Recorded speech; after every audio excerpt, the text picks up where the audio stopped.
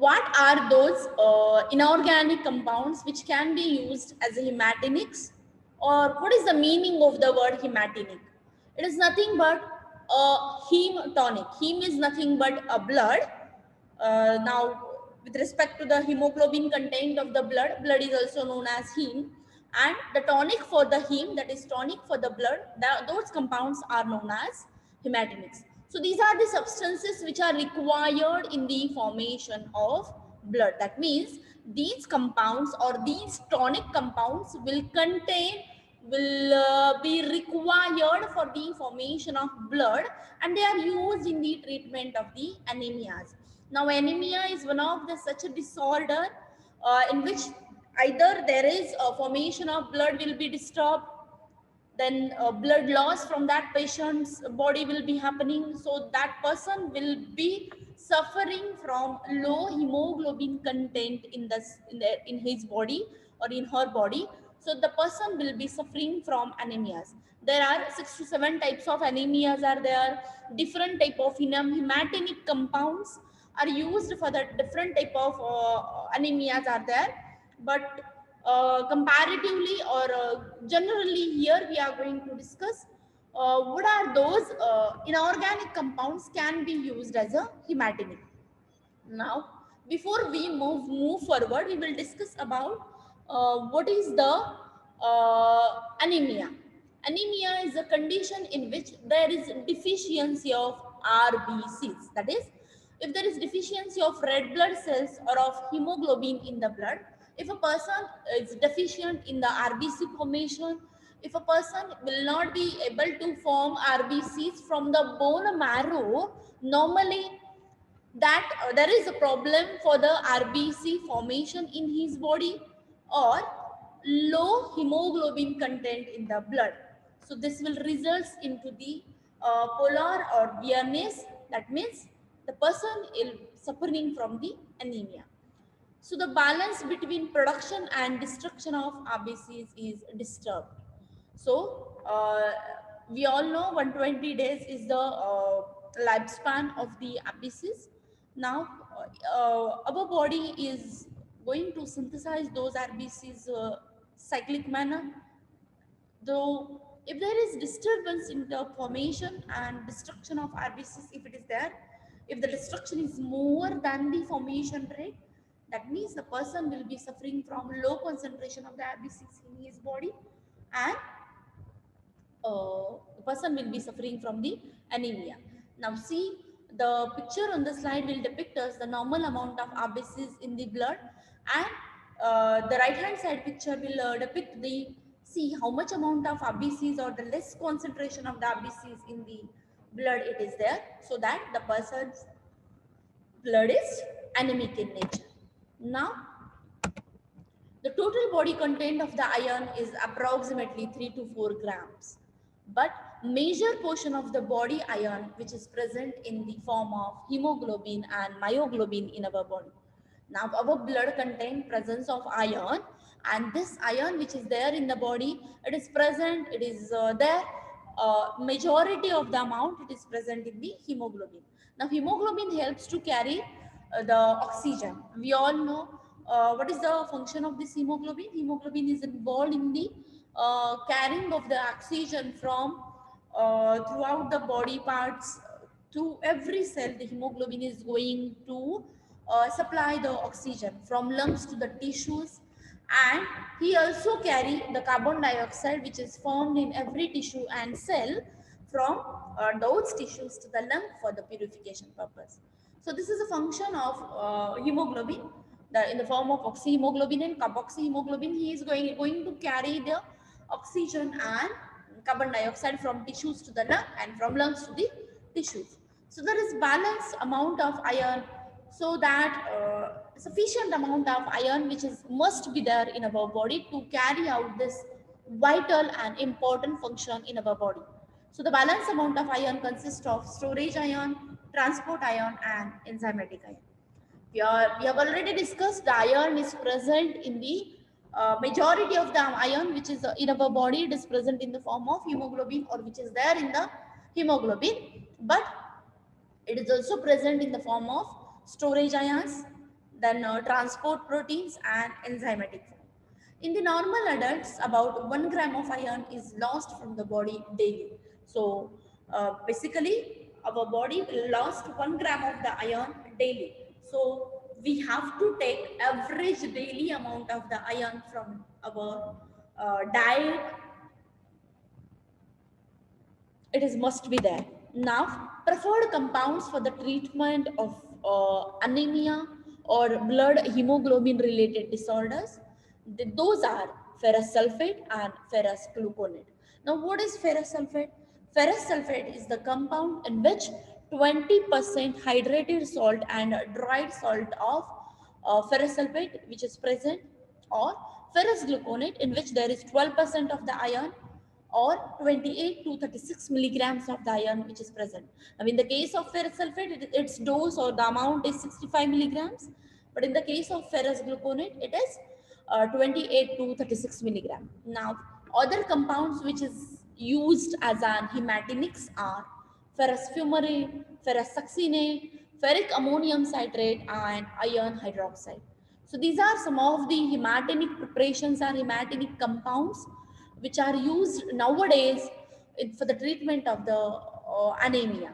Now, for all those compounds, the preferred route is oral route, and dosage of these compounds are 1200 milligrams daily in the divided doses, or 3 to 5 milligram per kilogram of the children. If we are going to prescribe these compounds for the children, so that we are going to calculate the dose by using various formulas for the dose calculations in order to obtain the dose for the child, or in order to calculate the dose for the child. Now, the adverse drug reactions which are there for the hematinic compounds are epigastric pain, heartburn, acidity problem, then nausea, vomiting, staining of the teeth, metallic taste, bloating, and colic pain, as well as constipation. So these are some of the adverse drug reactions for the hematinic compounds, but nowadays also they are used for the treatment of the anemia. So the first formulation or the first compound which is to be used as an hematinic is ferrous sulfate. Now it is basically bluish green crystalline powder with a metallic and astringent taste. It undergoes slow oxidation upon exposure to the moist air to the brown colored ferric sulfate. So the ferrous sulfate will be oxidized into the ferric sulfate and get converted into brown colored compound. Hence, tablets of the ferrous sulfate are sugar coated in order to prevent the oxidation. See, ferrous sulfate, if it is exposed to the moist air, it readily get oxidized into the ferric sulfate and changes its color. So, in order to avoid this problem for the ferrous sulfate tablets, we are going to sugar coat that tablet to avoid this oxidation problem. Now it is soluble in the water and insoluble in the ethanol. Now when we are going to heat this ferrous sulfate at high temperature, it will decompose to ferric oxide. So this ferrous sulfate, it is get decomposed into the ferric oxide with a mole of sulfuric acid and water molecules. Now, if we are synthesizing or if we are preparing this ferrous sulfate, it is prepared by adding excess of hydrochloric acid in the iron filling. That is, in the iron powder, if we are going to add excess amount of the hydrochloric acid, so this sulfuric acid, this sulfuric acid will react with this ferric ions from this iron filling, and there is immediately formation of the ferrous sulfate will be happening. Now the crystals of ferrous sulfate is efflorescent in dry air, and exposure to the moist air, it undergoes slow oxidation. So become coated with a brown basic ferric sulfate to that, and the salt should be kept in a well closed container. Now we all know ferrous sulfate has an oxidation problem immediately if it is coming in contact with the moist air. So it should be stored in a well closed container in dry place. Now, assay of ferrous sulfate. For the assay, we are going to do this assay in our lab for the ferrous sulfate.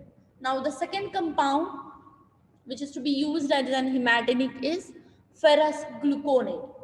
Now, It is basically a yellowish gray or a pale greenish yellow fine powder having slight odor of burnt sugar. So this ferrous gluconate is going to be have pale greenish yellow color with a burnt sugar odor, soluble in the water and insoluble in ethanol, and it is used in usual dose of 300 milligrams thrice a day. Now, if we are synthesizing this ferrous gluconate in the lab, now preparation for that preparation, gluconic acid is prepared by the oxidation of the glucose and then dissolving ferrous carbonate in calculated amount of the gluconic acid. So there is reaction between the ferrous carbonate and gluconic acid in the presence of barium chloride, which is precipitate out barium sulfate, which is removed by the filtration.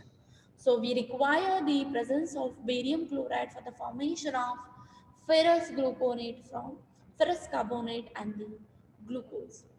Now, the assay procedure, it is also same as like that of ferrous sulfate, which is assayed by the ferric ammonium sulfate. Now, you will study this assay procedure in the pharmaceutical analysis also, and in lab also we are going to do the assay of ferrous sulfate. Now, it is used to treat the iron deficiency anemia. So, this is one of the compound which is used to treat the iron deficiency anemia. Now, a last category of the compound which is coming under the class of miscellaneous pharmaceutical agents or inorganic miscellaneous agents are poisons and antidotes. Now, the most common poisons are, if a person is going to accidentally or purposefully is going to take the poison, so those are pain medicines, iron pills, anticonvulsants and antidepressant compounds, then cleansing substances, for example, household substances that are antimicrobial, phenol type of compounds, toilet cleaners and dust removers, then pesticides, for example, chemicals to kill the bugs and other pests, that is DDT type of compounds, dichloro-difluoromethane. Then cosmetics for the personal care products, that is nail glue remover and nail primer, coloring substances like lipstick, nail polish, etc. Then the topical preparations, these are poisons, are topical anesthetics which keeps the blood from carrying oxygen to the tissues, then bites and stings from the snakes, ticks, spider, bees, insects bites, etc.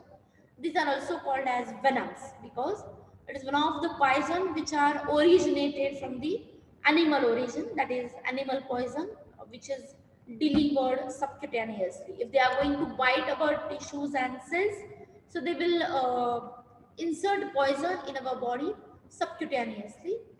Then the pollution type of problem, that is carbon monoxide and hydrocarbons like gasoline, kerosene, lighter fluids, furniture polish and paint thinner. So these are some of the most common poisons which are surrounding to us for the poisoner or accidental poisonous situation. Now, what is basically a poison? Any substance which is harmful to our body or any substance that cause disturbance to the organism, any substance which we don't want for our normal activities or day-to-day life events, those can be considered as a poison. So there are substances which is harmful to our body or any other substance which cause disturbance in the organisms, that can be considered as a poison. So we might swallow it or inhale it or inject it or absorb through the skin. So these are some of the routes of the absorbance or inhalation of these poisonic situation. Now, in regard to the poisonous source, poisons can be delivered into three broad groups.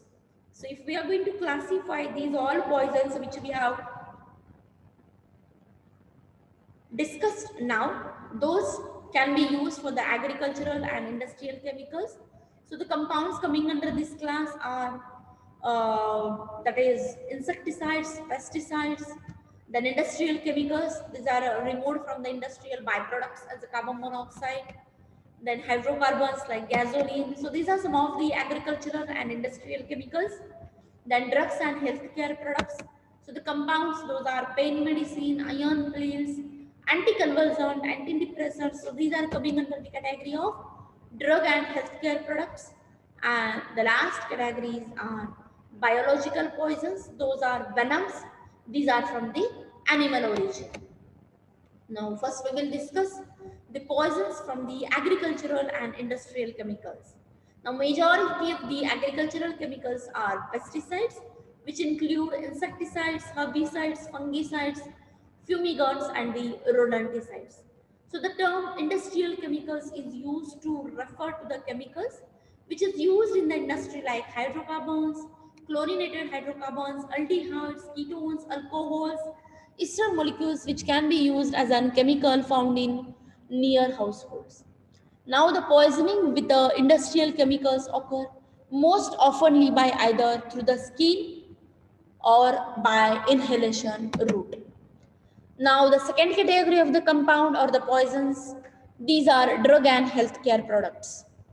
Now, they may include pain medicine. If a person is going to take those medicines regularly without undertaking or without prescription of the doctor, then iron pills for the treatment of anemia. If he is unable or he is going to take continuously those iron pills, then anticonvulsant, antidepressant without consent of the doctor and registered medical practitioner. So this may be considered as a poison. Now, biotoxins or biological poisons can be conveniently grouped into three: microbial toxins, phytotoxins, and zootoxins.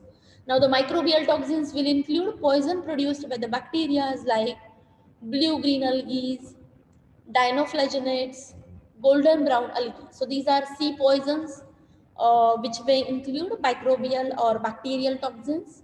Then phytotoxins, poisons produced by the plants, and zootoxins, that are poisons which are produced by the animal origins. So the substances we use to counteract this action of chemicals or from the poisonings are called as antidotes. Suppose there is accidental or suicidal attempt poisoning situations are there. So to treat this poison situation or poisonic situation, we are treating this with a chemical, uh, and that chemical is known as antidote. Now, what are the basic meanings of the word antidotes and their types? So the antidote which is used as a treatment for the poisonic situation, the types of antidotes based upon the mechanism of action. So there are physiological antidotes. Now the physiological antidote is an antidote which will counteract the physiological effect of the poison. Whether that poison is, how this poison will impart or will disturb the functioning, or how it is can be poisonous to our body. So these antidote will disturb the mechanism of action of that poison. For example, sodium nitrite will convert hemoglobin into methemoglobin in order to bind the cyanides and convert more toxic cyanide to the less toxic cyanomethemoglobin. For example, sodium nitrite is a poisonous to our body. Now, how the sodium nitrite is poisonous? The sodium nitrite will convert hemoglobin into methemoglobin. Now, to bind to the cyanide and convert more toxic cyanide to the less toxic cyanomethemoglobin. So this nitride plus oxyhemoglobin, it is converted into methemoglobin plus cyanide molecule, and this toxic will convert this methemoglobin into less toxic compound, that is cyanomethemoglobin. Now, types of antidote, or the second type of antidote which is based upon the mechanism of action, is mechanical antidote. Now, the mechanism of action of this mechanical antidote is prevent the absorption of poison into the poisons into the body. So they will stop the total absorption of the poison through the skin, through the mucosal membranes of our body, through the subcutaneous tissues of our body. So totally they are going to stop the absorption. Now how they will stop the absorption? For that we are going to use activated charcoal. Now what is activated charcoal? This will absorb the poison on the surface of the charcoal body. So they will absorb the toxin on their surface, thereby uh, interferes in the action of poison or the absorption of the poison by the cells of our body. Then they will inactivate and precipitate the toxic material by insoluble salts, thereby preventing the absorption of the poison in our body. Now, the last type of antidote, it can be chemical antidote. Now, the mechanism of action of chemical antidote is by changing the chemical nature of the poison. So, basically, we are going to change the chemical structure or chemical nature of the poison. If some time or specific type of structure, if it is poisonous to our body, by changing the some structural rearrangement, some structural change, some structural replacement, we can change the structure of poison. So the type of compound which act by changing the structure of the poison are known as chemical antidote, and they act by changing the chemical nature of the poison. Now the example of this type of antidote is sodium thiosulfate, which will cause the conversion of systematic toxic cyanide to the non uh, systematic toxic cyanide to the non-toxic thiocyanate. So this sodium thiosulfate convert the cyanide to non-toxic cyanide molecule. Now some of the antidotes which can be used as a treatment for the poisoning situation are cyanide poisoning. The antidote used is sodium nitrite and sodium thiosulfide. Now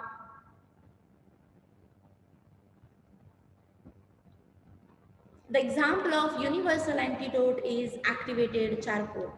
Now, why activated charcoal is you can be called it as an universal antidote is it will absorb generally all the poisons on our body, on his body. So it is similar to common charcoal, but it is made specially for the medicinal use. During its preparation, the wood charcoal is treated with various substances. So we are going to prepare activated charcoal by treating with the various substances like steam, air, carbon dioxide, oxygen, zinc chloride, sulfuric acid, phosphoric acid, which will help the charcoal to develop many internal spaces and pores. That means by treating charcoal with these many substances, we are converting the normal charcoal into medicinal use purpose charcoal, which will have more amount of spaces or pores. That means there is increasing in the surface area of those charcoal molecule. Now these pores help the activated charcoal to trap the chemical and act as a strong adsorptive agents.